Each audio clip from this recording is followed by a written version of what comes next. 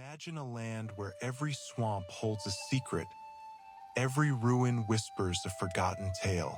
This is Velen, once a thriving province, now a haunted frontier known as no man's land. But how did it fall from grace?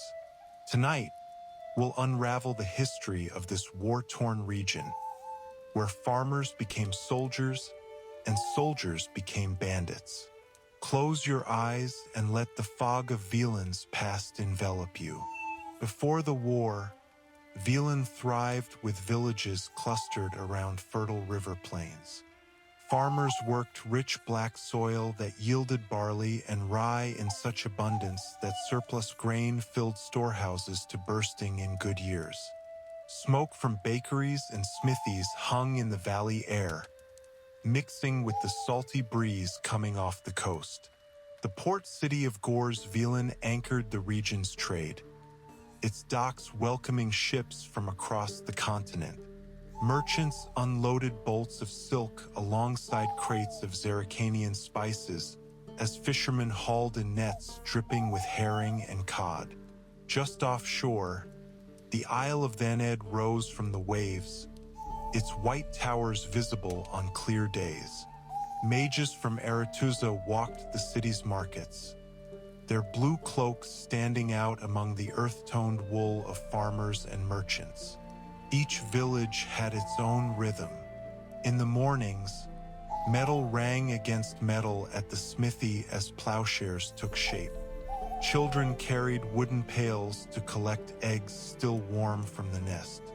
At midday, the scent of onion soup drifted from roadside inns where carters swapped news between spoonfuls. The road stayed busy with messengers riding to keeps, peddlers pushing handcarts of buttons and needles, and shepherds guiding flocks to higher pastures. This prosperity hid delicate balances. Too much rain could rot grain in the fields. A dry summer meant thin harvests and hungry winters. Trade depended on safe roads and open seas, neither guaranteed. The villages had no walls, relying instead on the distant protection of kings who saw Velen as just another tile in their political games. People measured wealth in full larders and strong children, not coin. A household might barter a wheel of cheese for a new axe head, or trade a day's labor mending fences for a sack of seed. They carved wooden charms to hang over doorways, crude faces meant to frighten away night spirits. When someone fell ill, the whole village pooled their remedies. Honey for coughs, yarrow for wounds, whispers to the local wise woman. The land gave just enough to make people stay. A young couple could clear a plot, build a cottage from local timber, and coax food from the soil if they worked hard. Soldiers from local garrisons courted village girls with promises of steady pay and protection. Some returned from wars missing fingers or haunted by memories, but alive. Autumn fairs brought the best days. Villagers gathered to watch wrestling matches and archery contests while drinking cider pressed from the season's first apples. Young men and women stole kisses behind the haystacks as fiddlers played late into the night. No one spoke of the future much, there seemed little need. Yet all this depended on peaceholding. The fertile soil couldn't stop armies. The busy trade routes would become troop movements. Those same open roads that carried merchant carts would soon march soldiers bearing different banners. The unspoken truth lingered beneath every harvest celebration. The land gave freely, but could be taken away just as easily. Now picture the change coming like a storm cloud on the horizon. First just a dark smudge, then growing larger until it blots out the sun. The farmers keep working their fields, the merchants keep loading their carts, but the air smells different. Something in the wind has shifted. Over in Gors Velen, fewer ships arrive each month. Prices rise for nails and flour. The mages on Naned Island send more messengers north. Soldiers who used to linger in taverns now hurry back to their posts. People start noticing how brittle the peace feels, like thin ice over deep water. One wrong step and everything could give way. Velen's people moved through their lives tied to the land's moods. Farmers rose before dawn to milk cows still warm from sleep. They walked behind plows drawn by oxen with flies buzzing around their eyes. Their hands grew rough from handling wooden handles and iron tools. Each season demanded different work: sowing in spring, weeding in summer, harvesting in autumn, repairing in winter. Their children learned early how to mend fences and scare crows from fields. Soldiers garrisoned in small wooden forts watched the roads. They wore worn leather armor and sharpened swords that rarely left their scabbards. Most days involved checking traders' passes or chasing off the occasional wolf pack. Some came from distant lands while others joined to escape farming life. They played dice games in smoky taverns and told stories of battles they hadn't fought yet. Their wages came late some months, but the local girls still smiled at their polished buckles. Mercenaries drifted through like the wind. Some wintered in Velen when wars slowed elsewhere. They repaired gear in village squares where children gawked at their foreign weapons. A few married local widows needing strong arms to work farms. Others vanished come spring, leaving debts unpaid and young hearts bruised. Veterans missing limbs taught local boys how to hold knives properly. People whispered that these men knew how to hurt folk quietly, a useful skill in hard times. Blacksmiths worked from sunrise to sunset hammering nails and horseshoes. The glow from their forges lit the dark long after other houses slept. Their apprentices pumped bellows until their arms ached. Every village needed someone who could fix a plowshare or mend a cooking pot. A good smith could trade work for eggs, wool, or firewood without touching coin. Herdsmen walked the hills with dogs at their heels. They moved sheep between pastures as the seasons changed. The lonely ones sang songs their grandfathers had taught them, tunes about lost loves and drowned fishermen. At night, they slept in stone bothies with smoke-blackened ceilings. Some disappeared during storms, leaving only footprints washed away by rain. Old women gathered mushrooms in the woods after rains. They knew which ones healed and which ones killed. People came to them with aching joints and fevers, bringing small gifts of bread or candles. The women whispered charms over wounds and bound them with spider webs. Some crossed themselves when passing their cottages after dark. Young mothers carried babies while working fields. They tied children to their backs with strips of cloth when planting seed. Some had wedding rings twisted from copper wire. Others wore no ring at all. Their older children chased chickens or carried water in wooden buckets. When soldiers marched through, the mothers hid their daughters in root cellars. Fishermen mended nets by the water's edge. Their hands moved swiftly, twisting cords into patterns older than memory. They read the sky for storms and the waters for fish shadows. Some drowned during sudden squalls, leaving widows who sold their boats for bread money. Others disappeared into the fog and returned days later with strange coins in their pockets. Potters shaped clay dug from riverbanks. Their wheels turned slowly as they pulled jugs and bowls from wet earth. Children handed them tools and carried finished pieces to drying racks. Broken pottery became shards that lined garden paths or sharp fragments set into walls to deter thieves. Weavers worked looms in dim cottages. Their fingers flew between threads as fabric grew inch by inch. Young girls spun wool into yarn while their grandmothers told stories. Finished cloth got traded for salt or iron at seasonal markets. Some contained hidden patterns meant to ward off evil, a language of knots and colors few still understood. The people saw omens everywhere. A crow flying left meant rain. A broken loom foretold death. They hung horseshoes over doors and buried stillborn lambs at crossroads. Each action carried weight, like stones placed carefully in a sinking riverbank. Their lives balanced on small margins. One bad harvest could mean hunger. One stillbirth could end a family line.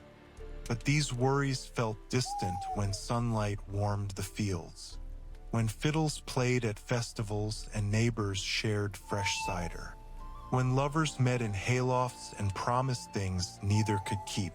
The land demanded much but gave enough to keep hope alive, barely. Then the wars came. Soldiers stopped smiling at village girls and started taking what they wanted. Mercenaries didn't drift away come spring. They stayed because contracts paid better here now. Farmers found their fields trampled by cavalry exercises. Fishermen pulled bodies from their nets instead of fish. And slowly, without anyone pointing to the exact moment it happened, survival became the only craft that mattered. The war drums echoed first from the north and south before rattling Velen's valleys. Supply wagons choked the roads, hauled by conscripted farmers who kept glancing at their unplowed fields. Soldiers requisitioned grain stores, leaving just enough seed to mock next year's hunger. Children stopped playing near the woods when rumors spread of deserters hiding in the brush. Tamenian banners had once flown over garrison forts, but the king's law evaporated like morning mist. Disbanded soldiers kept their weapons. Swords became butcher knives for livestock or travelers.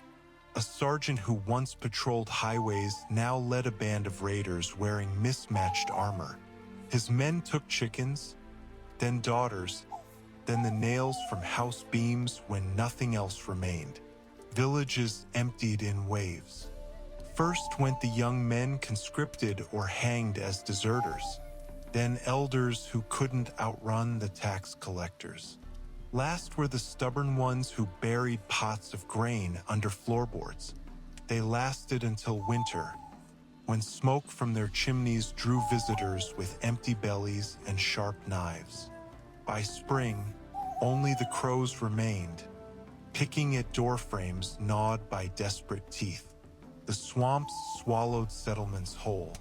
Reed-thatched roofs sagged into black water as floorboards rotted beneath them. Eels nested in abandoned root cellars. A child's doll floated face down in a well, its yarn hair fanning out like pale weeds. Places once known for honey cakes or fiddle music became just names on moldering signs. Bandits operated with the pragmatism of wolves. They burned only every third farm to keep others producing. Road sidings became trapdoors. Travelers entered for ale, exited stripped, naked, bleeding, ditchwater red. Some cutthroats specialized. One group drowned victims to hide stab wounds. Another posed corpses holding copper coins as mock payment for ferrying them to the afterlife. Refugee camps stank of piss and damp wool. People slept standing up, fearful of losing their spot near the fires. Mothers traded lockets for half portions of maggoty flour. When a wagon arrived with news of battles, men studied the speaker's accent before cheering or spitting. Everyone knew the war's tide by which uniforms the deserters wore. The land itself turned hostile. Brambles overgrew pastures where sheep once grazed. Wells gave bitter water tainted by corpses upstream. Wolves grew bold, following blood trails from skirmishes. Worst were the algals, pale, spindly things that gorged on battlefields until they learned to hunt the living. Psychological scars ran deeper than blade wounds. A miller's wife set her own house ablaze after soldiers left, watching the flames with her daughter's torn shift clutched to her chest. Old men muttered to absent wives at supper tables set for ghosts. Boys who'd seen too much sharpened sticks, rehearsing vengeance on hay dummies. New hierarchies emerged. Former sergeants became warlords in broken keeps. Hedge witches sold protection charms, made from hanged men's fingernails. The few remaining merchants moved goods at night, bribing sentries with dwarven spirits. Everyone understood coin now. The barter economy of wheat for wool had died with the first famine. Monsters thrived in the chaos. Drowners multiplied in flooded villages, dragging down anyone who foraged for lost tools. Fog banks concealed noon wraiths where brides had drowned themselves. A once respected herbalist was stoned when her remedies failed. Her corpse spawned a plague maiden that still haunts the birch grove. Law meant whatever the nearest armed man said it did. Disputes ended in summary hangings or severed hands piled like firewood. Taxes were collected at sword point for competing lords. Some days peasants paid 3 times before noon.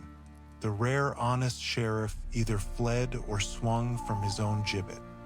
Faith twisted into strange shapes.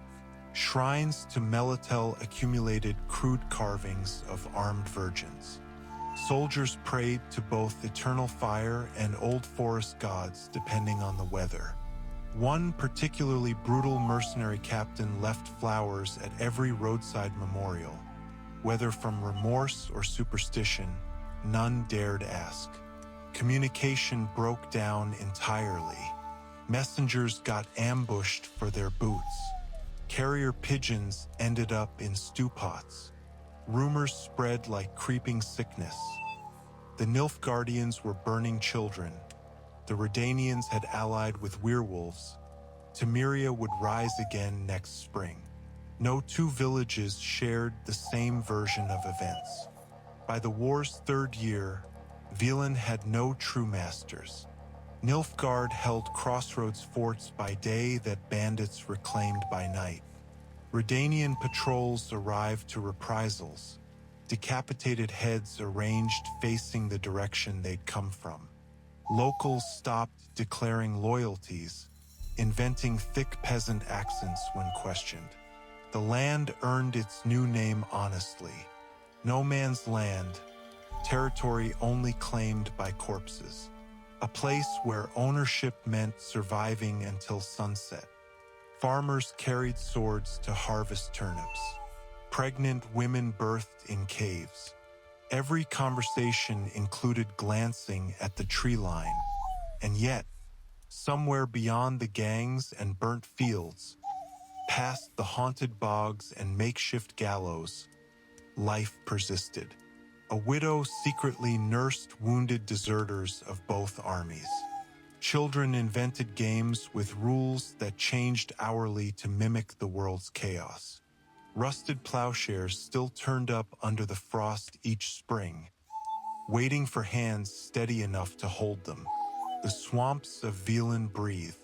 Their black waters rise and fall with hidden currents, swallowing footprints minutes after they form. Islands of peat drift like sleeping giants, shifting just enough each season to erase old paths. What appears solid ground today becomes waist-deep muck tomorrow. A lesson learned too late by many travelers. Trees grow twisted here, their roots not into arches perfect for hanging nooses or charms against nightmares. Willows drag skeletal fingers through stagnant water where something pale might brush back. Fog clings long past midday, turning even noon sunlight into a dull coin seen through wax paper. The air smells of rotting reeds and something sickly sweet, like overripe fruit left in a pocket. Crookback bog swallow sounds whole. A scream carries barely 20 paces before the water swallows it. Villagers whisper that the fog eats voices, that lost children's cries fade faster than their footprints. Those who live here learn to step lightly and speak softer. They mark trails with carved sticks that look identical to the uninitiated. Only locals know which notches mean safe passage and which warn drowners nest here. Forests serve as both shelter and trap. The pines stand close enough to hide armies, yet sparse enough to prevent real concealment. Dry needles muffle footsteps while brittle twigs snap like breaking fingers underfoot. Game grows scarce. What rabbits remain taste of pine sap from eating nothing else. Hunters find wolf-gnawed bones arranged in unnatural patterns. Some disappear tracking wounded deer through clearings that shouldn't exist among such dense trees. Ruins tell their own stories. A burned mill's water wheel still turns when the river runs high, grinding only ghosts between its stones. Crumbling watchtowers lean like drunk soldiers clutching empty bottles. Their stones weep black streaks after rain, as if mourning fallen guardsmen. Villagers avoid these places except when desperate for salvage. Even then, they work quickly and leave offerings of bread or buttons to appease whatever lingers there. Roads become treacherous riddles. What looks like the main highway might dead end at a mass grave hastily covered with brush. Side paths tempt travelers with whispers of shortcuts, but lead instead to quicksand pits disguised by flowering moss. Bandits rearrange signposts under cover of darkness. Their laughter carries from the trees when victims realize the deception too late. The land resists mapping. Compasses spin lazily near certain boulders veined with magnetic or identical-looking copses of birch trees appear in different valleys on successive days. Some shepherds swear their flocks grazed the same hill twice without crossing its crest. Even seasoned trackers walk in circles until they learn to navigate by the smell of certain flowers or the pitch of bird calls. Water sources betray trust. Streams running clear at dawn turn syrupy red by midday. Whether from iron deposits or something worse, none drink to find out. Wells yield liquid that glimmers faintly in moonlight. Healthy adults whittle sticks to test the depths rather than risk dipping bare hands. Those foolish enough to sip often recount seeing faces in the ripples for days afterward. Creatures adapt unnaturally. Frogs grow as large as helmets, their croaks vibrating deep in the chest like distant war drums. Mosquitoes ignore smoke and netting to swarm any exposed skin with single-minded ferocity. Rats develop opposable thumbs, their tiny hands glimpsed stealing shiny objects from unattended packs. Even the earth moves differently here. Mud sometimes squirms underfoot as if breathing. Survival requires unlearning. Normal fires attract more danger than they repel. Standard trail markers get rearranged by unseen hands. Clean water hides toxins that bypass ordinary purification methods. The wise adopt local superstitions. Never whistle after dark. Always leave the last bite of food on your plate. And when crossing bridges, hold your breath until both feet touch far soil. Night magnifies every threat. Stars vanish behind membranes of haze, leaving travelers moonblind. Bioluminescent fungi pulse in foxfire patterns that mimic distant campfires. Sounds twist. A snapping branch becomes a sword being drawn. Wind through reeds mimics whispered conspiracies. Many choose to keep moving rather than risk sleeping where the ground itself feels watchful. The air weighs heavier here. It presses on the temples like hungover guilt and carries metallic hints of old blood. Chests tighten without reason, as if the lungs remember stories of poison vapors even when none exist. People speak of swamp madness, a malaise that makes soldiers weep at nothing or farmers walk into deep water still holding their plows. Yet this hostile land offers odd mercies. The same fog that hides predators also conceals fugitives. Tainted streams kill Imperial scouts unfamiliar with local warning signs. Monsters that slaughter armed patrols ignore lone beggars shuffling with heads bowed. Even the grasping mud preserves. Several mass graves were found only because their surfaces remained suspiciously undisturbed while all around sank. Velen teaches bitter lessons. How to spot a drowner pit by the absence of dragonflies. Why one should never follow will-o'-wisps, even when they take the shape of lost loved ones. That sometimes the safest path lies through territory claimed by bandits rather than areas marked. Here there be monsters on crumbling maps. The landscape remembers. Bullet holes in oak trees weep sap each spring. Abandoned cradles rock gently despite no wind. At certain bends in neglected roads, the air still shimmers with long-vanished campfires where deserters once warmed their hands and contemplated desertion again come morning. Most crucially, the terrain reshapes those who endure it.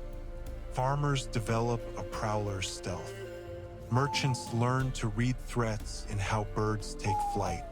Children stop asking why the doll floats face down in the well. Even the trees seem to lean closer when newcomers speak of hope or brighter lands elsewhere, as if savoring the taste of naive words before reality burns them away. No single feature makes Velen deadly, rather it's the countless small betrayals. The way solid ground turns to soup underfoot. How familiar constellations disappear behind permanent cloud cover. That moment when you realize the crying baby sound isn't coming from the abandoned village ahead, but from right behind your left ear. Now picture trying to sleep beneath such skies, where even the darkness feels observant, where every rustle might be wind or something less harmless, where survival depends on interpreting signs that shift meaning with the moon phases. There are softer places to rest, but none that teach vigilance quite so thoroughly. Meanwhile, in the deepest bogs, the water occasionally parts to reveal artifacts from happier times. A child's wooden sword, a wedding cup, a rusted farming sickle. They float for precisely 17 heartbeats before sinking again, as if the land itself ruminates on what it's consumed. Even in Velen's ruins, people still lit candles before wooden statues. The goddess Melitel watched over crossroads and hollows in 3 carved forms. Mother with full breasts heavy as grain sacks, virgin smooth-faced as a peeled birch branch, crone hunched like storm-bent oak. Villagers left crusts of bread, twists of wool, or the occasional copper coin in her shrines offering bowls. These weren't grand temples, but weathered posts topped with roughly hewn faces, their mouths worn into ambiguous smiles by generations of thumbing. Blood sometimes streaked the oldest shrines, not the bright red of fresh sacrifice, but dark crusts layered like lacquer. Certain travelers swore the crone's hollow eyes followed them. Others claimed the Virgin's expression changed between visits, smiling one week, weeping the next. Still, peasants kept decorating them with wildflower chains in spring and red berries in autumn. Even bandits rarely robbed these sites, though some spat before passing. The ladies of the wood demanded sharper tribute. Their statues showed grinning hags with breasts dangling like empty wineskins, teeth filed to points in gaping mouths. Blood splashed these figures more often. Chicken throats slit over the wood, rabbits pinned belly up on sharpened sticks. Some said the ladies whispered requests to devotees in dreams. A hunter might wake craving venison, only to find his arrows already wet with deer blood before dawn. Hybrid shrines appeared where traditions blurred. A carved face might combine Melitel's gentle brow with the lady's jagged grin. These sites accumulated contradictory offerings. A rusted soldier's badge beside a child's milk tooth, dried rosemary stalks tangled with a noose's frayed rope. Locals gave different names to the same idol depending who asked. Two women gathering water might refer to it as grandmother and she who knits bones in the same breath. Rituals adapted oddly. A midwife might invoke Melitel while spreading the mother's legs, then murmur the ladies' names when disposing of the afterbirth. Farmers sowed fields under the mother's blessing but buried dead livestock facing the bog where the crones were said to dwell. None called this heresy. Survival outranked doctrinal purity. The eternal fires preachers branded all local shrines pagan trash. Rough-handed men in red tabards smashed wooden faces with hammers, shouting about cleansing flames. Their zeal lasted only as far as their torches illuminated. Come morning, new carvings appeared on splintered stumps. Some showed features eerily similar to the preacher's own faces, mouths stretched wide in silent screams. Worship turned pragmatic. Soldiers rubbed dirt from a battlefield onto Melitel's feet before charges. Deserters left stolen uniforms at the ladies' shrines like discarded skins. A starving widow once roasted her last hen before an idol, then ate it herself while maintaining unwavering eye contact with the crone's scowling visage. No lightning struck her. Children's offerings revealed their own logic. A little girl arranged acorns in patterns only she understood before a mossy virgin statue. Boys left swords, sticks whittled sharp at both ends, propped against the crone's shrine after burying pets. Their games sometimes echoed old rites. A circle of stones for an altar, dolls face down like corpses in mock funerals. Certain trees became unofficial sanctuaries. A lightning-scarred oak accumulated ribbons until its branches writhed with faded colors. Wet footprints often circled its base even in drought. Another tree bore hundreds of nail holes where petitioners had hammered in scraps of cloth, each scrape representing someone's whispered plea. The bark grew swollen ridges around these metal fragments, like flesh healing over shrapnel. Dark miracles circulated. A well supposedly refilled after a desperate man drowned himself in it. A statue's hollow eyes wept resin during a plague year. More often, faith went unrewarded. The etched prayers on birch bark scraps fluttered away unanswered. Candle stubs guttered out in the rain. Yet people kept lighting them. Night transformed the shrines. Moonlight stretched the carving's shadows into grasping shapes. Wind made the ladies' jagged mouths seem to chew the air. Those walking past might hear their footsteps echo one beat too many, though turning revealed no follower. Some claimed the Virgin shone faintly blue during the darkest hours, her arms seeming to rock something unseen. Old women maintained fading knowledge. One recalled which wildflowers to braid into a birthing shrine without choking the stems. Another knew precisely how to tilt a candle so the wax sealed a lover's name into the crone's palm. Their granddaughters half remembered these rites, substituting pressed petals for live ones, spitting where their elders had sung. The land itself seemed to worship. Morning mist curled like incense smoke around certain stumps. Bullfrogs croaked in rhythms resembling chants at solstice sites.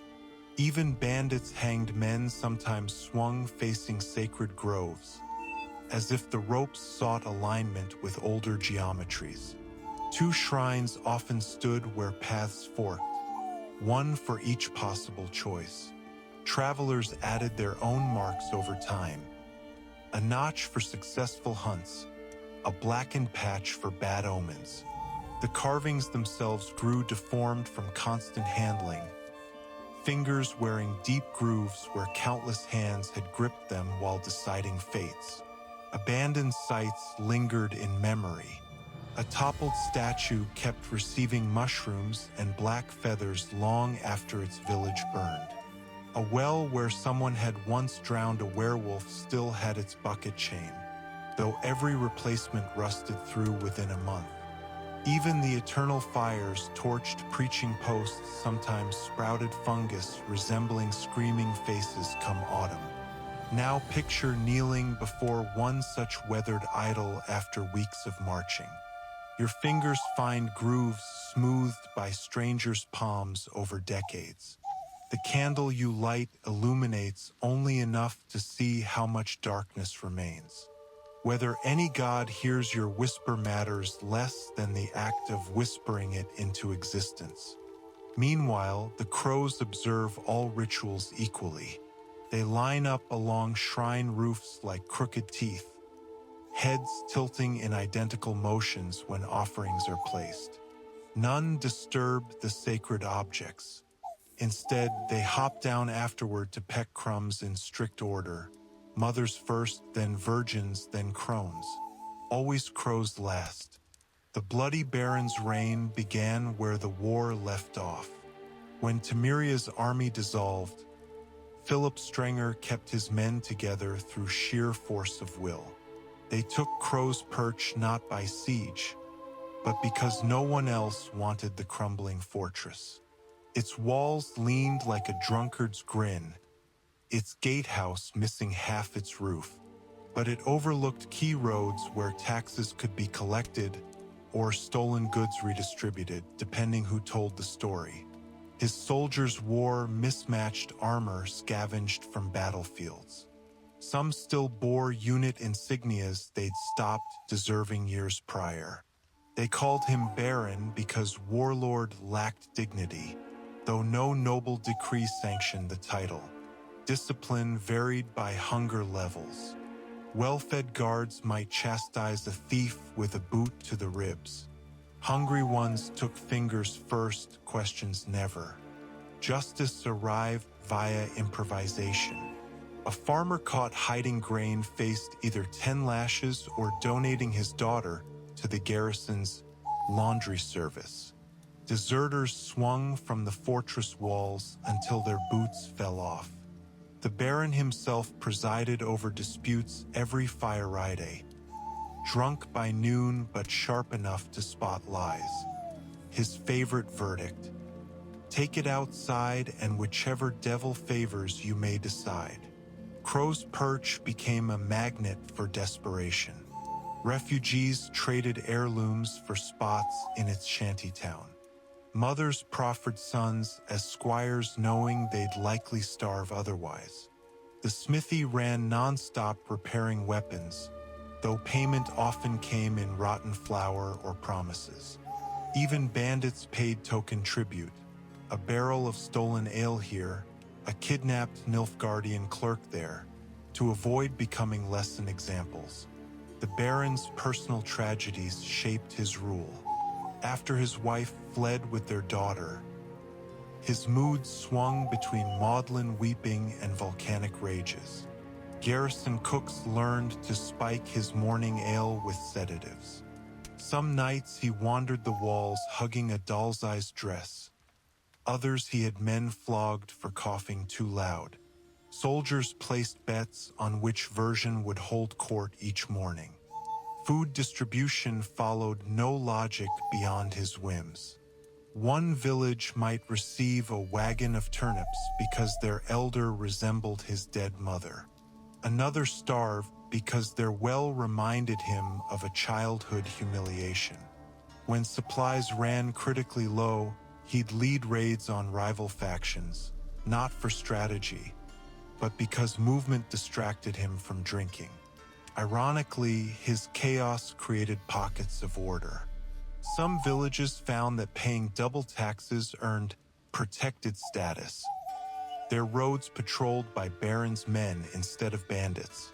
A few crafty merchants flourished by supplying his vices.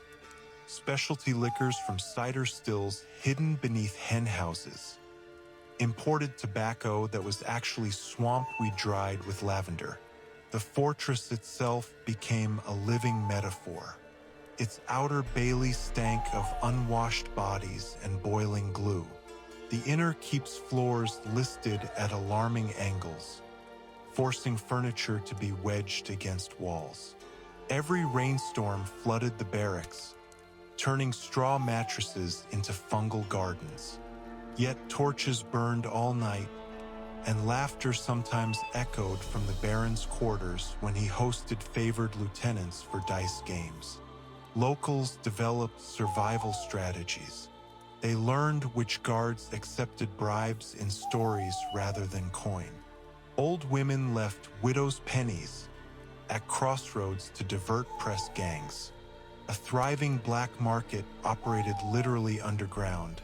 Root cellars connected via tunnels dug during midnight hours. The Baron's men pretended not to notice unless participants got greedy. Religion flourished sideways under his rule. The Baron tolerated eternal fire preachers but mocked their sermons. He allowed Melitel shrines but pocketed their offerings. When a hedge wizard claimed his potions could reveal traitors, the Baron Fours fed him the entire batch and watched him convulse. Only the ladies of the wood earned his wary respect. Their shrines remained undisturbed, though none saw him visit. Children adapted fastest. Orphans invented games where Baron says replace traditional rules. They scavenged battlefields for spent arrows to trade for scraps. Some even volunteered as fortress runners, dodging kicks to deliver messages for crusts of bread. The lucky ones got promoted to stable hands. The unlucky disappeared during supply runs. His downfall began with a letter. His wife's plea for help reached him during a sober moment, sparking uncharacteristic clarity. He redirected men from tax collection to search parties. Grain stores dwindled as scouts roamed farther afield. The fortress grew quieter without his rages echoing through halls. Even the hanged men seemed to swing more listlessly. When Geralt arrived, the Baron was already a ghost of his former self.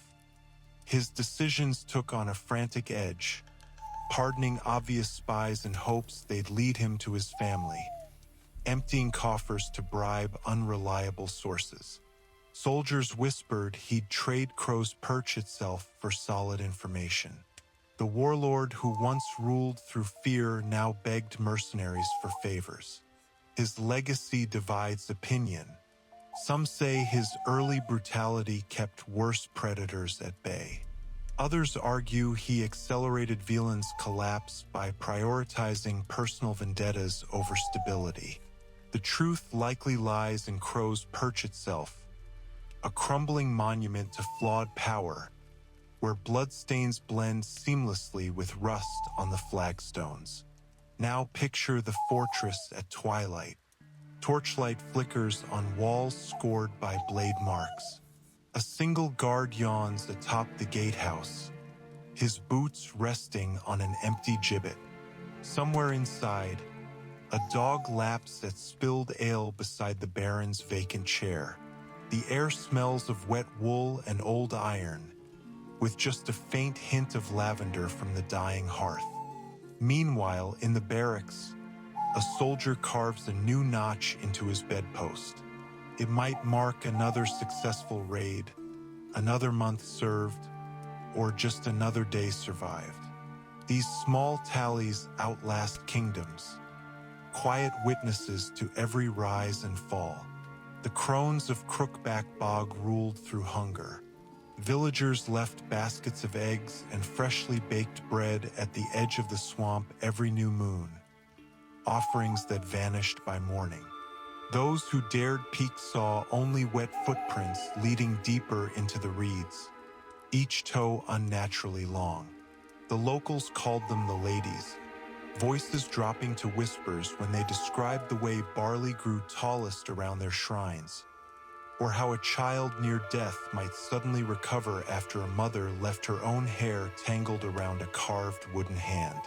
Their domain followed no natural laws. Parts of the bog flooded under clear skies while other patches remained dry during monsoons. Trees grew in perfect circles despite no human hands arranging them. Certain clearings echoed oddly. A snapped twig might produce two distinct cracks seconds apart. The thickest fog congregated where the crones walked most often, locals claimed, though none could say how they knew this. Three figures haunted the tales. One crone supposedly stood tall as a scarecrow, skin stretched tight over ribs like barrel staves. Another had nests of earthworms tangled in her hair instead of lice. The third bore a face that changed each time described, sometimes young and smooth, others withered beyond human years. They appeared in visions before plagues, or so the healers muttered while grinding suspiciously red herbs. Power radiated from the bog's heart. Farmers who angered the crones found their cows giving blood instead of milk. Women who swore at their shrines woke barren. Yet the same forces granted favors. A sterile ewe birthing twins after its owner left honeycomb offerings. A drought breaking the day, a village elder sacrificed his favorite hound. The price always revealed itself later. Those twin lambs grew up to savage their owner's legs. The rains came with locusts in their wake. Sacrifices grew elaborate over time. At first, people left simple things, sprigs of thyme, handfuls of salt. Then came live chickens with ribbon-bound legs. Eventually, whispers spoke of darker trades. Unnamed firstborns swapped for good harvests. Widows offering tongues plucked still warm from rivals. The bog accepted all equally, its waters swallowing gifts without bubbles or ripples. Certain spots held special significance. A lightning-blackened oak marked where the crones allegedly held court, its roots cradling bones arranged in geometric patterns. Nearby, pools bubbled sulfurous gases when the moon waxed full. Travelers avoided these places instinctively, their horses shying away long before human eyes detected anything amiss. Night transformed the bog into something hungrier. Will-o'-wisps drifted where no marshes should exist, their glow revealing silhouettes of women dancing just beyond sight. Strange music occasionally drifted across stagnant ponds, notes from pipes no living hand played. Locals kept their children indoors when these signs appeared, hanging sickle blades above doorways and whispering prayers to older gods. The crones' reach extended beyond the wetlands. Merchants reported seeing three hunched figures watching from treelines near torched villages. A peddler swore he glimpsed them perched on a battlefield gibbet, knitting with strands of dead men's hair. Others found inexplicable details in mundane tragedies. A drowned fisherman's boots filled with black barley, a hanged thief's noose woven from three distinct cords. Rituals evolved around avoiding their attention. Swamp dwellers taught children never to answer when someone called their name after dark. the voice might not be human. Midwives buried placentas facing west to confuse any tracking magic. Hunters venturing into the bog carried iron nails in their cheeks, the metal bitterness supposedly masking human scent. Their legend predated written history. Ancient dolmens near the bog's edge bore carvings of triple goddesses with elongated limbs. Fragmentary scrolls in abandoned watchtowers referenced marsh fates, demanding tribute. Some scholars speculated the crones were once benevolent spirits warped by centuries of war and suffering, their gifts turning sinister as the land itself darkened. The eternal fire's priests condemned them as demons, but their witch hunters kept failing spectacularly.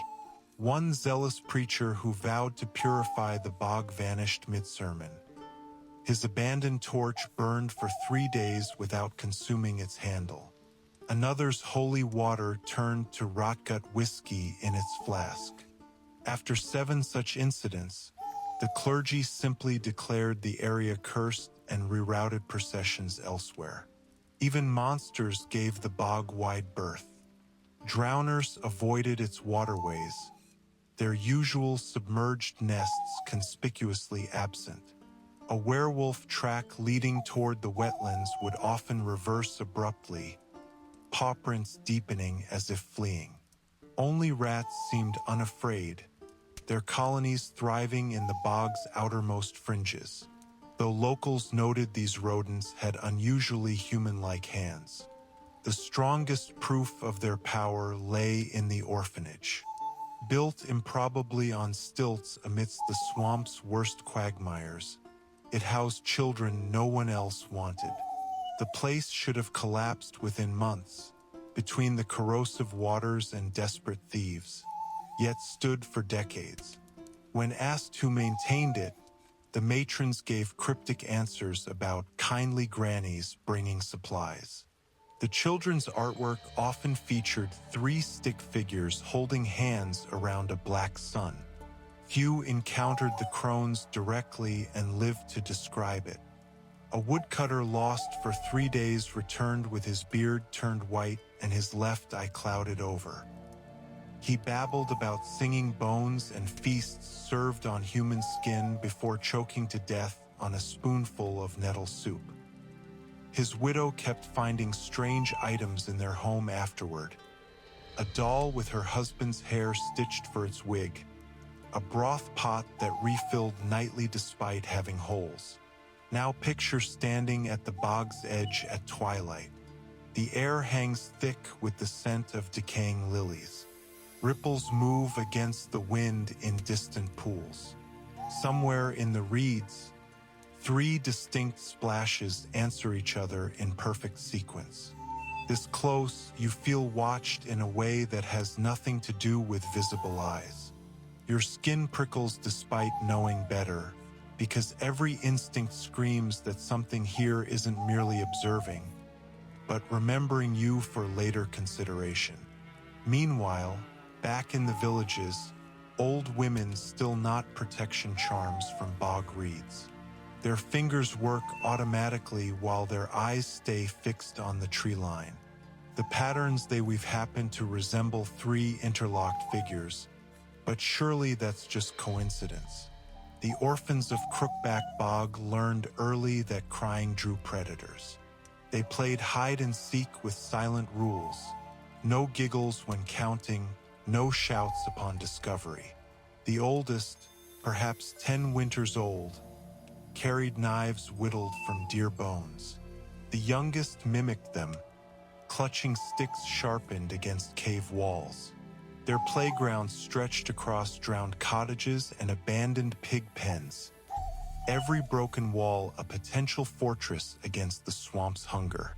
Mealtime meant foraging where adults feared to tread. They gathered frogs from stagnant pools, their small fingers quick to snap spines before teeth could sink in. Abandoned battlefields yielded treasure. Broken swords became fish spears. Dented helmets served as berry baskets. Some days they found sacks of grain left by raiders too hurried to notice children watching from the reeds. These rare feasts ended with full bellies and wary eyes scanning the tree line for owners returning. Shelter shifted with the seasons. Summer nights found them curled in hollow trees, arms wrapped around the youngest to muffle coughs. Autumn drove them to crumbling smokehouses where residual salt kept rot at bay. Come winter, they burrowed into haylofts above starving livestock, sharing body heat as farmers pretended not to hear the rustling above. The truly desperate months saw them huddled near the bog's edge, where faint warmth rose from sulfur vents beneath the peat. They developed their own language. A snapped twig meant adult approaching. Bird calls differentiated between mercenary bands and deserters. Fingers tracing patterns in the dirt mapped safe routes even the illiterate could follow. When they did speak, it was in borrowed phrases. Tavern slang from mercenaries, farming terms overheard at market, the occasional Melitele prayer remembered from lost parents. Danger shaped their routines. Dawn patrols checked for fresh boot prints near food caches. Midday sentries watched for smoke from potential campfires. At dusk, they scattered caltrops made from fish bones along favored approaches. Their greatest fear wasn't monsters but men. Deserters seeking child-sized messengers for trap-laden trails, or worse, slavers from beyond the ponter who prized small hands for delicate thievery. Faith persisted in strange forms. They left worn shoe soles at Melitele shrines as offerings. Crossroads received teeth pried from battlefield skulls, payment for safe passage. Some swore the bog waters whispered guidance when sipped at midnight, though none could agree what the voices said. The truly terrified spat thrice when mentioning the crones, then immediately apologized to the air. Their few allies were unconventional. A one-legged hermit traded mushrooms for scavenged nails. A blind old woman brewed cough syrup in exchange for gossip. The occasional sympathetic mercenary might toss a hard biscuit their way, always pretending to drop it accidentally. More often, kindness came at a price, a request to scout enemy positions or carry cursed letters between feuding warlords. Games revealed their worldview. Bandit Hunt involved chasing each other with sticks until someone pretended to die dramatically. Swamp Monarch required balancing on logs while fending off imaginary drowners with reed spears. The darkest was funeral. They buried dead mice with elaborate ceremonies, arguing over whether their tiny souls would prefer coins or crumbs as afterlife bribes. Clothing told survival stories. Rabbit fur tunics stitched with fishbone needles. Boots lined with moss for insulation. Lucky rags tied around wrists. Red for those who'd escaped wolves, black for survivors of poisoning attempts. Some wore stolen soldier sashes as trophies, though never the red ones. Those belonged to the fire-eyed men who burned whole villages on principle. Silent skills kept them alive, starting fires with wet wood by stuffing hollow reeds with dried moss, constructing fish traps from woven brambles, brewing pine needle tea to stave off scurvy. The oldest could remove arrowheads using just a leather strap and quick twist, a trick learned after watching battlefield surgeons at work through gaps in fence palings. Their legends explained the unexplained. The midnight baker was said to leave fresh bread where children starved. Some swore they'd seen hoofprints leading away from these gifts. A phantom called Mother of Myers allegedly guided lost wanderers to safety before vanishing into fog. Most popular was the tale of the Rat King, a child who'd supposedly tamed an army of rodents to steal cheese from manor houses. The arrival of outsiders shattered their fragile equilibrium. Soldiers brought promises of porridge that never materialized. Priests offered salvation contingent on denouncing swamp spirits they still feared. Even well-meaning rescuers expected gratitude for dragging them into another war zone masquerading as an orphanage. The wise strangers were those who simply left supplies and walked away, their gifts accepted only after 3 days of observation from hiding. Now picture their nightly ritual. The oldest checks each sleeping form, counting by touch in the absolute dark. Breathing steadies when small fingers find the amulet around their neck. A mishmash of Melitel's symbol crudely welded to a lady's charm. Outside, the bog exhales its sulfur sigh. Somewhere far off, a twig snaps twice. Meanwhile, in a ditch halfway to Crow's Perch, a mercenary pauses mid-stride. Something about the tree root pattern ahead feels deliberately arranged. He unsheathes his sword just as a child's laughter echoes, directionless, already fading, before the marsh swallows all sound once more. When a witcher rides into Velen, people notice.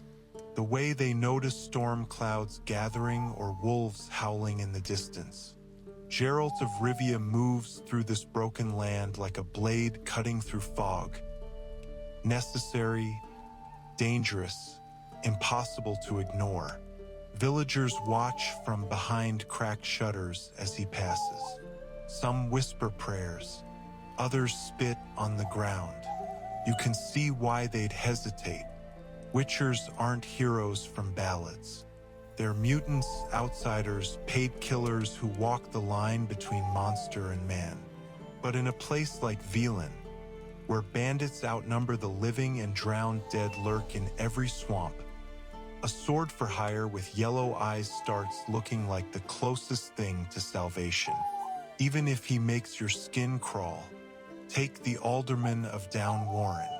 He'll tell you straight, Velen has no protectors. No kings, no gods watching over these rotten fields. So when Geralt appears, it's like tossing a rope to drowning men. Some grab hold without thinking. Others worry the rope might strangle them instead. Watch how they approach him, the way a farmer lingers at the edge of the tavern, shifting his weight from foot to foot before finally asking about the ghouls in his barn. Notice the pause before the village elder offers coin. Always too little, always with dirt under his nails from digging graves. They need what he can do. They fear what he is. Geralt moves through these interactions like he's used to it, probably because he is. Witchers spend lifetimes being treated like necessary evils. So when a blacksmith's daughter runs screaming at the sight of him, he barely flinches. When drunkards mutter about mutants over stale beer, he ignores them. His job's hard enough without caring what people think.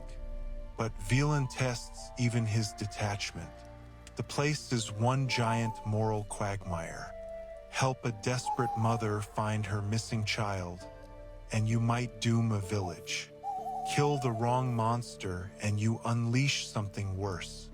Every choice here leaves blood on your boots, no matter how carefully you step. The Bloody Baron knows this better than most. When Geralt gets tangled in that mess, 1 part family drama, 3 parts horror story, you see how deep Velen's rot goes. Helping the Baron might save lives today while sowing misery for tomorrow. Refusing him might mean leaving innocents to suffer. There are no clean hands here, only less bloody ones. Then there's Crookback Bog, that God's forsaken stretch of reeking water and creaking trees where the crones wait. Most witchers would avoid that place on principle. But Geralt walks in anyway because someone has to. because even monsters need killing, especially the kind that wear grandmothers' faces and ask for children's toes as payment. Here's the thing about witchers in stories: they're never just monster slayers.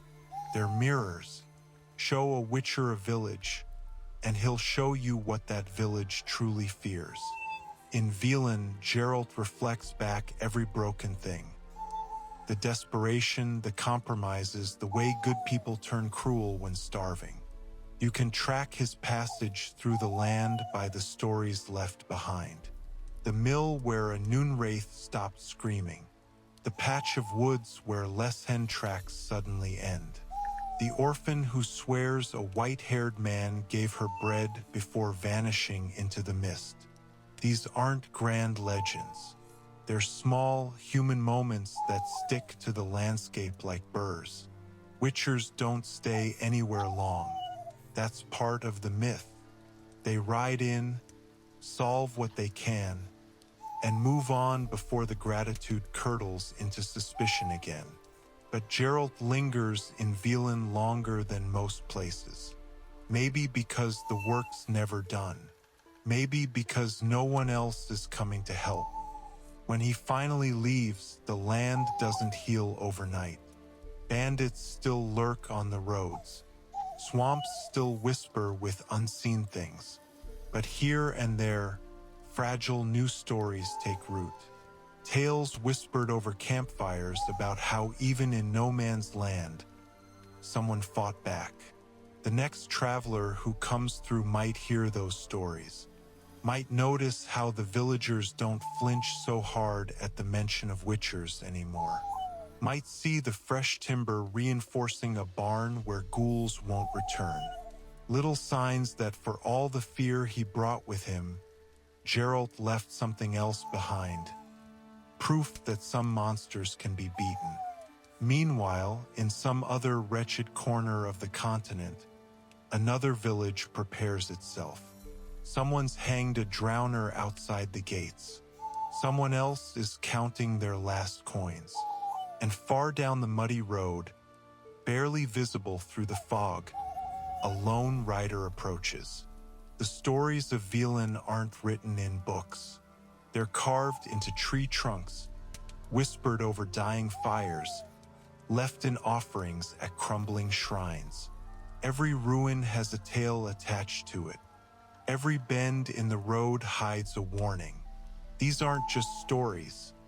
They're survival instructions passed between generations. A way to remember where the ground stops being solid. Take the broken tower north of Blackbaw. The locals say it tilts at night, that if you listen by its base when the wind blows east, you'll hear metal scraping stone, like something's dragging chains inside. They tell their children not to play near it, though no one can remember why anymore. The stories outlasted the reason. The miller's wife in Lindenvale tells another kind of tale. After the war took her sons, she started seeing their faces in the pond behind her house. Not reflections, actual faces, looking up through the water. She leaves bread crusts there every morning now. Some days the crusts vanish. Other days they float untouched. The neighbors don't mention it, but they never drink from that pond either. You learn to read the land differently here. That patch of mushrooms growing in a perfect circle, that's where the patrol got ambushed 6 winters back. The oak with bark stripped off one side marks where an old woman cursed a tax collector before hanging herself. Even the wind carries voices if you know when to listen. Soldiers' last words, lovers' promises, the names of children who wandered too far into the fog. The shrines tell stories without mouths. Crude carvings of Melitel collect offerings until they rot away. Some have hollows stuffed with handwritten notes, prayers too private to speak aloud. Others show teeth marks where desperate souls tried to chew blessings from the wood. The oldest ones lean like they're listening, their chipped features smoothed by centuries of fingertips. Tavern talk follows patterns. Farmers swap drowner sightings like other places discuss the weather. Mercenaries laugh about nearly dying in the bog, though their hands shake when they lift their mugs. The drunkest man in the corner always knows someone who vanished mysteriously, taken by the ladies if he's superstitious, deserters got him if he's not. Either way, the telling ends with everyone checking the door. Some stories hide in plain sight. That seemingly random notch on the inn's doorframe counts disappearances. The faded red handprint above Widow Hannah's hearth marks where she wiped her fingers after banditing a soldier. Even children's games hold secrets. The way they mimic hanging corpses with straw dolls speaks volumes no adult would dare say outright. Oral traditions bend but rarely break. A song about star-crossed lovers might really describe a lost battle. A joke about a farmer and a werewolf could be warning about lycanthrope activity east of the river.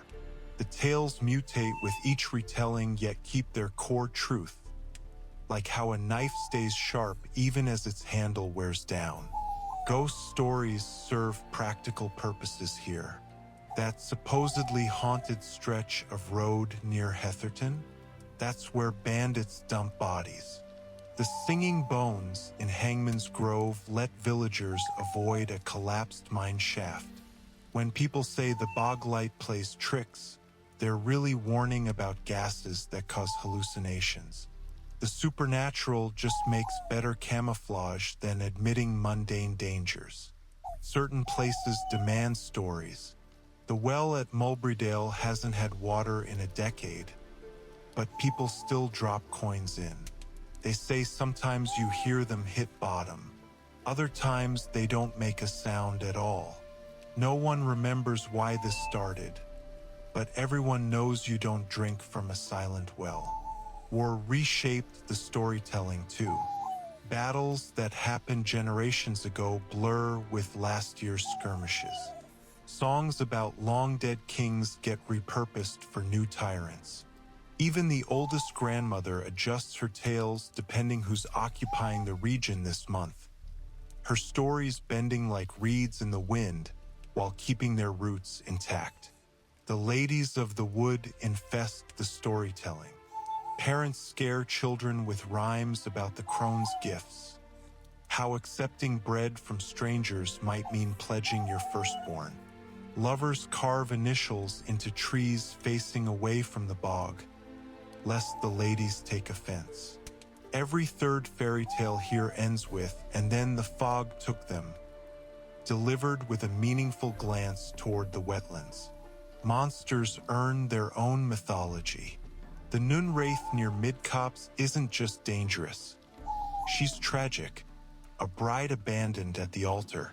The werewolf east of Oraton only hunts those who mistreat animals. Even ghouls get personality. Locals swear one pack near Crow's Perch ignores travelers carrying garlic, though no witcher would endorse that strategy. Stories preserve what records cannot. The exact shade of blue the river turned when the alchemist's shop exploded. The smell of burning feathers that preceded the plague year. The way the wind carried screaming all the way from Vizima on the night the old king died. These details fade from official accounts but live on in hearthside retellings. Now picture sitting at a splintered table in some half-ruined inn. The fire's down to embers, the ale's mostly water, but the stories keep coming. Across from you, a scarred veteran demonstrates how Nilfgaardians hold their swords, except his version changes slightly with each retelling. To your left, two farmers debate whether the howling last night was wolves or something worse. Outside, the wind carries whispers from places no map names anymore. Meanwhile, in a shack barely standing against the elements, an old woman tells her granddaughter the same story her own grandmother told her. It's about kindness repaid and cruelty punished, though the specifics shift with each generation. Tonight she adds a new detail, a white-haired stranger who appears when children are in danger. The little girl listens wide-eyed, already reshaping the tale in her mind for when she'll tell it someday. The air in Velen hangs heavy with unspoken stories. It's not just the fog that clings to the swamps or the way shadows cling to abandoned cottages. It's the weight of a land that knows too much suffering. Listen closely, and you'll hear it. The whisper of reeds in the wind, the distant creak of a rusted sign swinging on its hinge. The atmosphere here doesn't just surround you, it settles into your bones. Walk through the bogs at dusk, and you'll notice how the light struggles to penetrate the canopy. The sun bleeds through the trees in jagged streaks, painting the ground in patches of sickly orange. Moss drips from skeletal branches, and the ground sucks at your boots with every step, as if trying to pull you under. The smells rise in waves: damped earth, rotting leaves, the metallic tang of standing water. It's a place where the air itself feels alive, thick with the breath of something old and watchful. Silence is never just silence in Velen. Between the croak of frogs and the skitter of unseen creatures through the underbrush, there's always a pause, a moment where the world holds its breath. Then comes the distant cry of a night bird, or the low groan of wood settling in an abandoned house. These sounds don't comfort. They remind you that you're being watched. Even the wind carries voices if you listen long enough. Whispers from cold hearths and overgrown graves. The ruins tell their own stories. Crumbling cottages stand with doors ajar, as if their owners just stepped out. But inside, the dust tells the truth. Plates still set on tables, toys left mid-play. Walls bear the marks of hurried escapes. Scorch marks from candles knocked over, scratches where furniture was dragged too fast. These rooms aren't empty, they're suspended. Walking through them feels like interrupting a moment frozen in time. At night, the fog rolls in like a living thing, curls around tree trunks and spills across roads, swallowing landmarks whole. Lanterns become feeble stars in the gloom, their light straining against the dark. Travelers talk of shapes moving just beyond sight, a flicker at the corner of the eye, gone when you turn to look. Some say it's the wind, others swear it's the land itself, restless with memory. The shrines tell a different kind of story. Small offerings still appear at Melitel's feet, fresh flowers amongst the rotting ones, coins pressed into mossy stone. The desperation in these gestures is tangible. A mother's prayer scratched into wood, a child's ribbon tied too tight around a statue's wrist. Even in decay, faith lingers here like the scent of wet ash after a fire. Then there are the places no one goes willingly. Crookback Bog doesn't just look different, it feels different. The water here is too still, the reeds too tall. Sounds don't echo right, they get swallowed or twisted. The trees grow crooked, their branches bent as if straining away from something below. When the mist rises at dusk, shapes seem to move between them, not quite human, not quite animal. These woods don't just hide danger, they nourish it. Rain changes everything.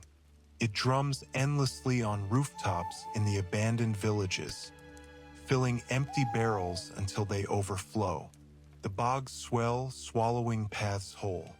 What little color exists in the landscape, the brown of dead grass, the gray of weathered wood bleeds into the mud. Even smells intensify. Damp wool, rusted metal, the sweetness of decaying apples in abandoned orchards. Somewhere in the distance, a dog barks, or maybe it's not a dog. The sound carries differently here, bouncing off water and ruined walls until its origin is impossible to trace. It's the kind of place where you stop trusting your senses too much, where shadows move when you're not looking, and footsteps sometimes follow yours a beat too late. The horizon is always blurred in Velen. Whether from perpetual mist or the smoke of distant fires, you never see far enough to feel safe. Roads twist unexpectedly, leading you past landmarks that feel familiar.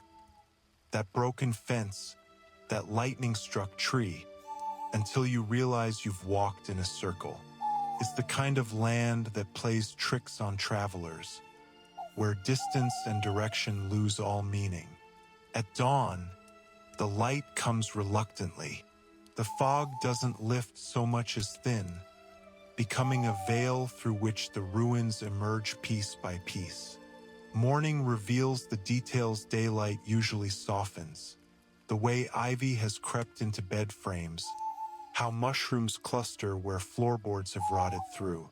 The air smells of wet stone and something faintly sweet, like rotting fruit left too long in a cellar. This is what stays with you long after leaving. Not just the sights or sounds, but the way Velen makes you feel. The prickle at the back of your neck when silence stretches too long. The instinct to glance over your shoulder on an empty road. Places hold memory differently than people do. In the warp of wood, the slow creep of roots through stone. And Velen remembers everything. Travelers swap stories about that one stretch of road where lanterns always go out, or the abandoned mill where tools still move on their own. Few admit they've seen these things, but fewer still will walk those paths after dark. The land keeps its secrets close, revealing just enough to remind you there's always more beneath the surface. When the wind moves through the reeds, it sounds like whispering. Lean closer and the words almost form, almost. The language of this place isn't meant to be understood, only felt. It settles in the hollow spaces between thoughts, coloring dreams long after the candles are blown out. Some call it haunting, others, simply the truth of what remains when people leave and the land takes back what's hers. Even in Velen's darkest corners, small acts of defiance flicker like candle flames in the wind. A farmer plants barley in a field still littered with arrowheads. A blacksmith repairs a plowshare instead of a sword. These choices don't change the war, but they prove life hasn't surrendered yet. You find hope here in unexpected places, not grand gestures, but quiet persistence. Consider the orphan boy who leaves wildflowers at a crumbling shrine every morning. He doesn't know which goddess to pray to anymore, so he addresses them all. His offering won't bring back his parents. It won't fill his belly. But for those few moments, he believes in something beyond survival. Nearby, an old woman teaches children to identify edible mushrooms.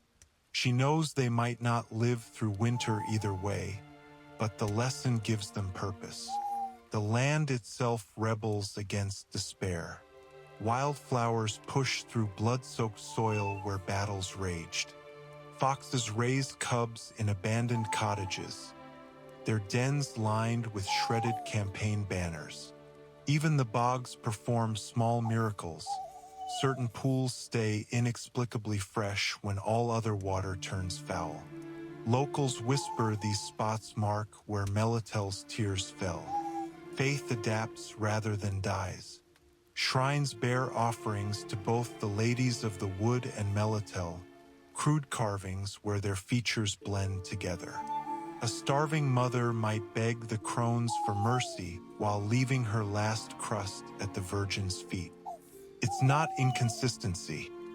It's pragmatism bred from necessity. When you're drowning, you grab any rope thrown your way. Some resist through sheer stubbornness. The miller at mid-copse still grinds flour despite bandits taking half his yield. His wife bakes extra loaves for passing refugees, knowing they can't pay. Their millstones turn slower each year, the wood groaning under its own weight. Yet every dawn finds them working, their rhythms unchanged since childhood. Even monsters sometimes show mercy. A peasant girl swears the werewolf that killed her father spared her when she sang him a lullaby. Hunters tell of ghoul packs that avoid certain farms where children play. No one questions these stories too hard. They're the kind of lies people need to keep breathing. Market day in what's left of Blackbaw proves resilience endures. Farmers trade goods no one can afford. A cobbler repairs shoes for promises of future payment. The air smells of roasting turnips and wet wool instead of smoke for once. It lasts only until noon, when the tax collector arrives, but for those few hours, life resembles what came before the war. The orphans of Crookback Bog teach each other survival skills instead of surrendering. They share food without being asked, using hand signals developed over hungry winters. When one falls ill, the others take turns keeping them warm. Their loyalty isn't born from virtue. It's the only currency they have. Certain places become sanctuaries. The hollow oak near Lindenvale always has a dry space beneath its roots, no matter the rain. Travelers find makeshift beds of fern there, left by previous visitors. Someone keeps a clay bowl filled with fresh water tied to its trunk. No one admits to the upkeep, it's safer that way. Soldiers, too, reveal unexpected softness. A Redanian deserter carves tiny wooden animals for orphan children. A Nilfgaardian scout leaves strips of dried venison at crossroads where hungry families might find them. These men still carry weapons, but sleep easier knowing they didn't take everything from the land. The landscape fights alongside its people. Bramble thickets grow unnaturally thick around abandoned villages, deterring looters. Certain apple trees bear fruit year-round despite ruined orchards. Fishermen swear the river sometimes spits back hooks with fish already attached, as if repaying some ancient debt. Music lingers in unlikely places. A cracked fiddle hangs above the bar in a gutted tavern, still played on nights when morale dips too low. Shepherds hum battlefield tunes with new, hopeful lyrics. Even the wind through broken rafters sounds almost melodic if you listen right. Love persists against all odds. Couples wed under moonlit trees because no priests remain. A widow keeps her husband's boots by the hearth, polishing them long after his bones whitened in some ditch. Children too young to remember peace still hold hands when frightened. Now picture Velen at dawn. Mist rises off the river like steam from a cooling loaf. Somewhere, a door creaks open as a farmer begins his rounds. The air smells of damp earth and wood smoke instead of blood for once. Birdsong competes with the distant ring of a hammer on metal. None of this erases the suffering, but it proves the land hasn't given up yet. Meanwhile, in Crow's Perch, a soldier hesitates before taking the last loaf from a baker's stall. He breaks it in half, leaving the larger piece behind. It's not redemption, it's not kindness, but it's something. And in Velen, something counts for more than nothing. The balance shifts hourly here. A child's laughter cuts through the sound of crows fighting over carrion. A fresh grave gets adorned with stolen flowers. The wind carries both the stench of rotting thatch and the scent of new shoots breaking ground. This duality defines Velen, not as a place of pure despair, but as a battleground where hope refuses to die quietly. Siege engines still rumble in the distance. Wolves still howl at the moon. Yet beneath all that, if you listen closely, you'll hear the steady rhythm of a loom weaving, the scrape of a hoe against stubborn soil, the quiet murmur of stories passed between generations. These sounds don't make headlines, but they're why Velen endures. The truth emerges in small moments. A mercenary pauses mid-sentence when he realizes the bandit he killed was just a boy. A mother washes her daughter's face with precious clean water before bed. An old man replants his garden after every trampling. None of these acts change the war, but they prove something in Velen still fights to live, not just survive. Dawn will come again tomorrow. The fog will lift, revealing both ruins and repairs. Hands will grasp at whatever light they can find. And so the balance holds, precarious, battered, but unbroken. For now, that's enough. Velen's story lingers long after you leave its borders. The land doesn't just remember, it teaches. What happened here became a warning for the rest of the continent, a glimpse of what happens when war wins. The swamps and ruined villages aren't just scenery. They're proof of how fragile kingdoms really are. Look at how Velen changed the north. After the war, other regions started fortifying their borders differently. Watchtowers went up in places that had never needed them before. Villages built walls where once they'd welcomed travelers. The fear of becoming another no-man's land shaped decisions in courts hundreds of miles away. Kings who'd never set foot in Velen still ruled differently because of it. The Bloody Baron's short reign proved something important. In the absence of real order, people will follow anyone who offers protection, even a broken drunk with violent tendencies. That lesson wasn't lost on the warlords and minor nobles who came after. Some tried being kinder rulers because of it. Others just got better at hiding their cruelty behind promises of safety. Velen's monsters left their mark too. The crones of Crookback Bog became legend far beyond the swamp. Parents in Novigrad's slums scare children with tales of the ladies. Merchants avoid deals sealed near triple shrines. Even in Toussaint's sunny vineyards, people lower their voices when discussing certain old gods. The fear outlived the creatures themselves. You can see Velen's influence in small details across the continent. The way innkeepers now stock extra salt, not just for cooking, but because someone heard it repels certain spirits. How more farmers plant marigolds near their doorsteps, a practice that started in Velen's surviving villages. Even the fashion for wearing red ribbons in spring traces back to swamp folk trying to ward off the ladies' attention. The war's aftermath changed how people view soldiers too. Before, troops were just part of the landscape. After Velen, everyone watches garrisons more carefully. Townsfolk notice when supplies go missing. Farmers count their daughters when patrols pass through. That constant low-level distrust shapes entire regions now, making it harder for any army to maintain loyalty. Velen also proved how quickly civilization unravels. Markets that took generations to build vanished in a season.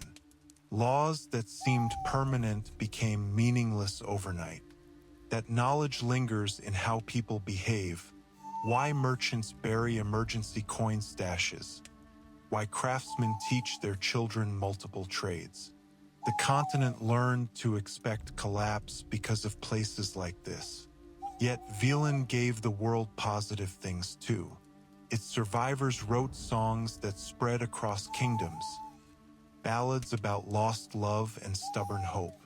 Certain herbal remedies discovered during the worst famines now save lives in distant cities. Even the way some communities organize mutual aid traces back to refugee camps where sharing meant survival. The land itself became a character in stories. Bards describe the whispering bogs to audiences who've never seen them. Artists paint the crooked trees and ruined mills as symbols of loss. When people imagine war's cost now, they picture Velen's empty villages and overgrown fields. It's become shorthand for destruction that no statistics could convey.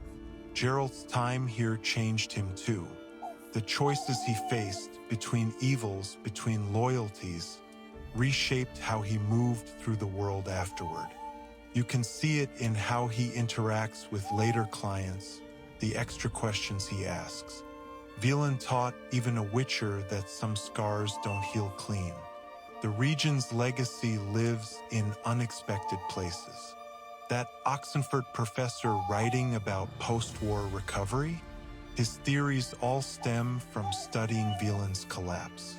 The new trade routes bypassing the Ponter Delta, planned specifically to avoid areas that might become another no-man's land. Even the way some temples now blend eternal fire rituals with older folk practices owes something to Velen's desperate syncretism. Children's games reflect it too. Notice how bandit and villager has replaced knight and dragon in many places. The rhymes they jump rope to contain references to bog monsters and tax collectors. These aren't just dark whimsy, they're how generations process what happened here. Velen also proved stories outlast kingdoms. The tales people tell about this place have traveled farther than Temeria's banners ever did. A Skellige fisherman might know the ballad of the Midnight Baker. A Zerrikanian merchant could recount the tragedy of the Bloody Baron's family. These narratives keep the land alive long after its political importance faded. The region's greatest lesson might be about resilience, how life continues even in poisoned soil, how people rebuild not once but again and again. Other wounded places look to Velen's slow recovery as both warning and guide. When Cover's mines collapsed or Verdun's plague hit, survivors asked, "What worked in the swamps?" Now picture Velen years later. Some villages have proper roofs again. The roads see more peddlers than deserters. New shrines stand beside the old ones, their carvings less fearful. The land hasn't forgotten. You can still find arrowheads in the fields and haunted patches in the bog, but it's learning to bear different crops. Meanwhile, in a tavern near the old border, a gray-haired mercenary tells wide-eyed recruits about the war. His stories grow taller each year, the terrors softened by time and ale. But when he describes the smell of the swamps or the sound of rain on a ruined mill's roof, his voice still changes. Some memories refuse to fade completely. Velen endures not just as a place but as an idea, a reminder of how thin the veil is between order and chaos, a testament to what people can survive.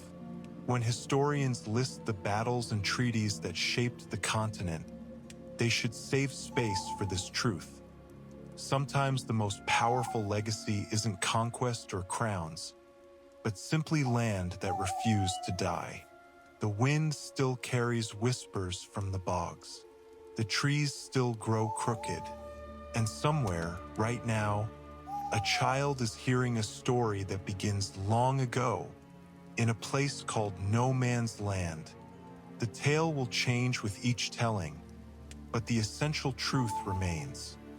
This happened. People endured. The world kept turning.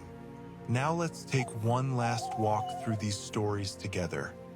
Not as history lessons, but as quiet moments to reflect on before sleep. Imagine standing at Velen's edge at dusk, watching the fog roll in. The air smells of wet earth and distant wood smoke. Somewhere in the gathering dark, a lone candle flickers in a cottage window. It's not much, but it's enough. Velen isn't just a place on a map. It's an invitation to wander through stories that linger in the imagination. Picture yourself standing at the edge of its foggy swamps, listening to the whispers of the wind through reeds. There's no quest marker here, no urgency. Just the quiet pull of a world that wants you to get lost in its details. The lore works best when you let it come to you slowly. Notice how the abandoned mill's broken wheel still turns when the river runs high. How children's laughter echoes differently in the ruined villages. These small moments don't push the story forward. They let it settle around you like mist. You don't have to memorize every name or battle. Just let the atmosphere carry you. Personal reflection grows naturally here. The choices Gerald faced, whether helping the Bloody Baron or facing the crones, don't have clean answers. They linger in your thoughts after the game ends. It's the kind of storytelling that asks subtle questions. How far would you go to protect someone? When does survival become its own kind of monster? The answers aren't in dialogue trees or journals. They unfold quietly as you explore. Engaging with Velen can be as simple as watching the light change over Crow's Perch, or imagining the weight of a soldier's boot sinking into the bog's black mud. The world rewards stillness as much as action. A quiet moment by a roadside shrine lets you notice things hurried players miss. The wear patterns where countless hands have touched the carving. The way fresh offerings sit beside decayed ones. Studies show immersive storytelling activates the same parts of the brain as real experiences. Velen proves this. The creak of a swaying noose, the smell of wet wool in refugee camps. These sensory details build a mental space as vivid as any physical location. The brain treats well-crafted lore almost like memory, which explains why places like Crookback Bog stick with players years later. You can make the experience your own. Maybe you're drawn to folktales whispered at tavern tables. Perhaps you prefer studying how light filters through the shattered roof of an abandoned cottage. There's no wrong way to connect with the world. Some players find meaning in tracking how weather patterns affect different regions. Others focus on the evolution of peasant clothing from village to village. The stories encourage mindfulness without demanding it. Unlike action sequences that spike your heart rate, Velen's rhythm matches natural breathing. Walking its roads becomes meditative. Footsteps sync with the patter of rain on thatch, with the distant call of crows. This is why so many return here when they need to decompress from busier games. Even the darkest corners hold space for contemplation. The orphanage in Crookback Bog isn't just a quest location. It's a study in how children adapt to horror. The way they've turned monster avoidance into games speaks volumes about resilience.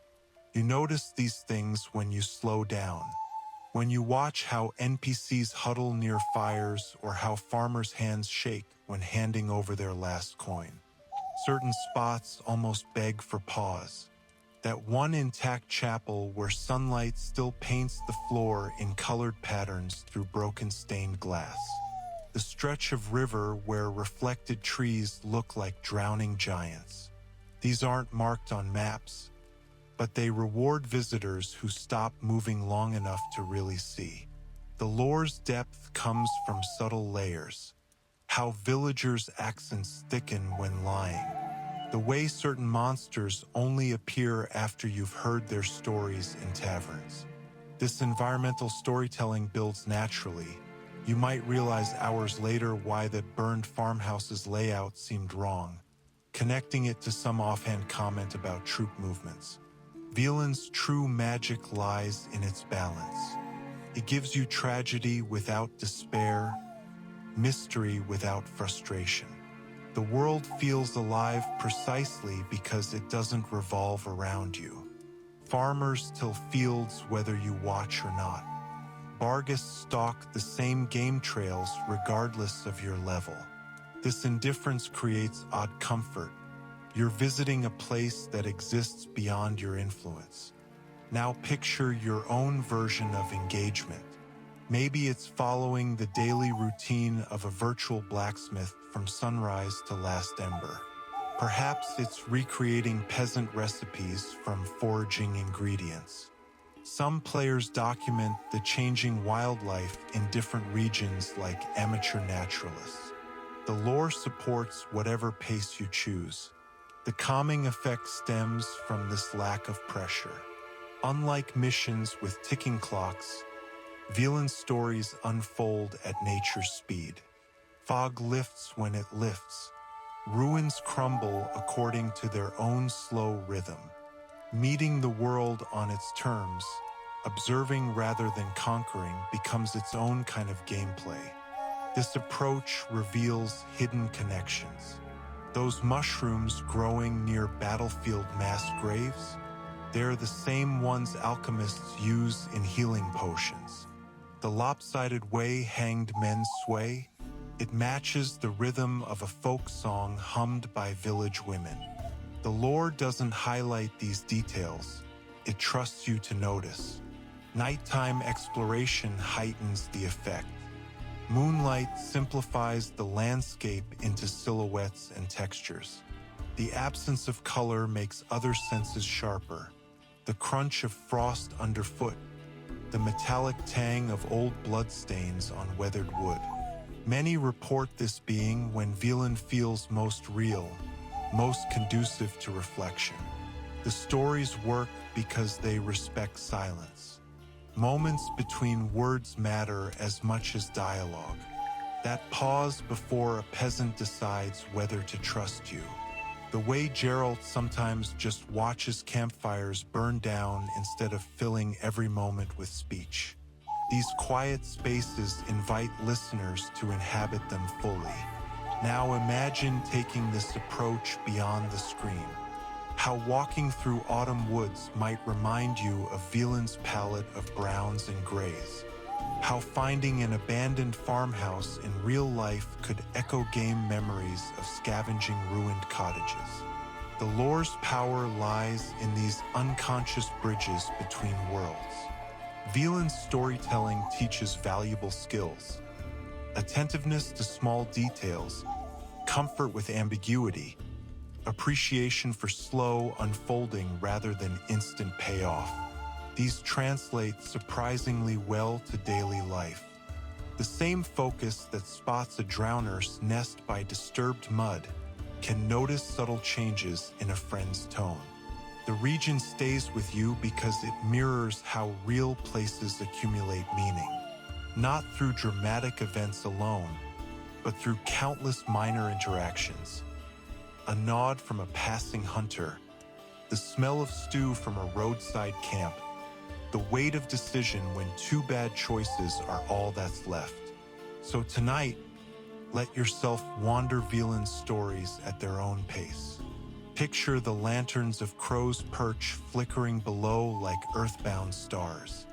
Listen for the gaps between cricket songs where something older whispers. There's no test at the end, no achievement for paying attention. Just the quiet realization that the best tales aren't those that race to conclusions, but those that know when to linger. Meanwhile, in some distant village, a new story begins as two farmers argue over a cup of bad ale. Their words rise and fall like the wind through the pines. Unimportant in the grand scheme, but perfect in this moment. another small thread in Velen's endless tapestry. Notice how it feels to witness rather than intervene. That's where the true relaxation lives. The stories of Velen linger like fog over the bogs, whispers of war, survival, and quiet resilience. This land where shrines stand beside gallows teaches us how light persists in darkness. Farmers replant trampled fields. Orphans share their last crust. Even monsters sometimes spare the helpless. Let these tales settle into your thoughts like evening mist. Feel how the weight of history blends with quiet moments. A candle flickering in an abandoned cottage, the creak of a mill while turning without grain. This is how stories endure. For more nights like this, subscribe. Until next time, let Velen's whispers fade softly into your dreams.